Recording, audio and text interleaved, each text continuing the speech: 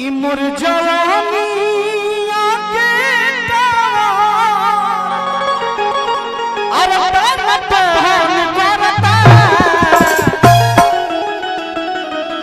कि मुरझानी आके अरे तो छुपे छोड़ी जनी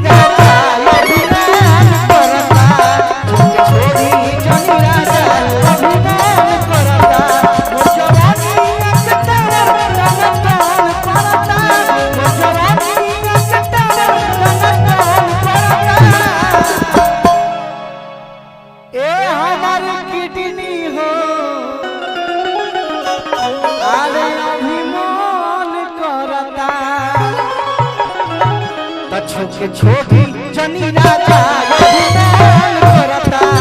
के छोड़ी जनी राजा अभिमान करता आगिला बनाए राजा आगिला बना आगिला बनाए राजा आगिला बना हलो जवानी हमर मन में मिलाई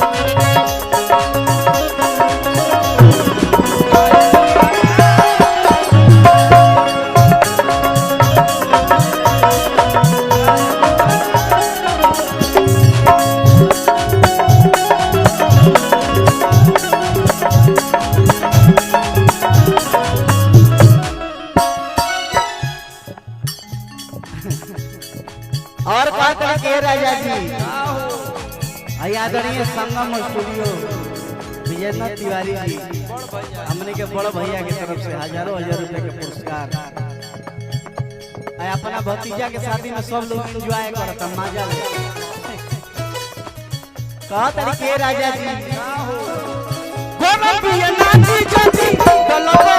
ना छोड़ा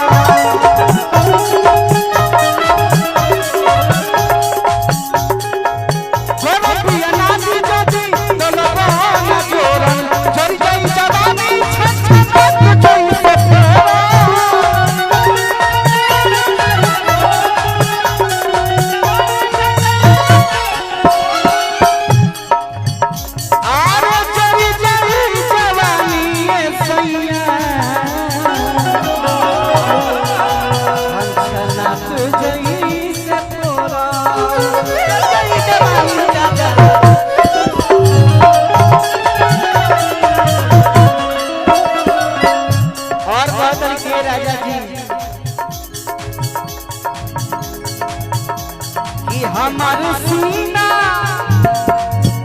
से जो बनवा अरे तुम्हें जो करता हमने के प्रिय भाई बहुत ही अच्छा म्यूजिक डायरेक्टर है भाई बहुत ही बढ़िया म्यूजिक डायरेक्टर आप बहुत ही सुंदर गाए हमने के एक संग के गायक नहीं जा तनी अपन रहिए चेंज कर देले वाले ए घरी बहुत सुंदर ना है हां बाकी भुलाई नहीं और स्टूडियो में गाई लगा हमने के हां बहुत सारा पुरस्कार स्वागत अभिनंदन और बहुत सारा गाना हमारी रिकॉर्डिंग भइल बा जोन आइल बा आवे वाला भी बा और आदरणीय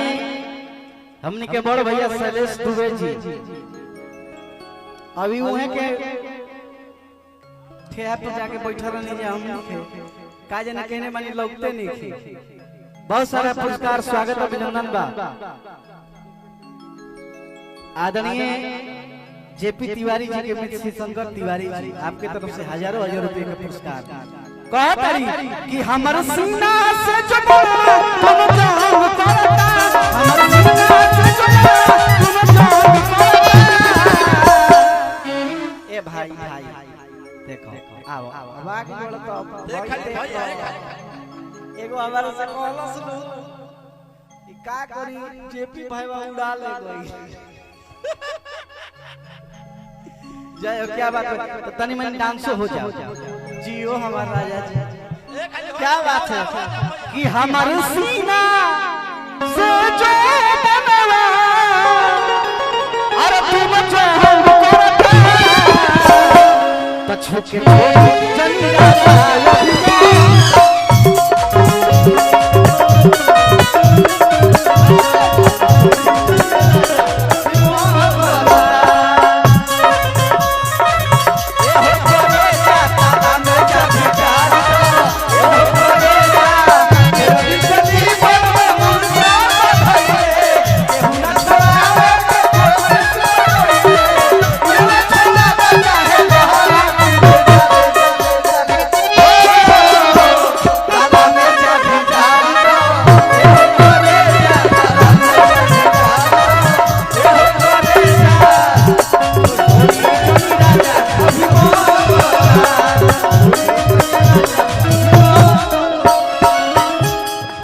आदरणीय हमारे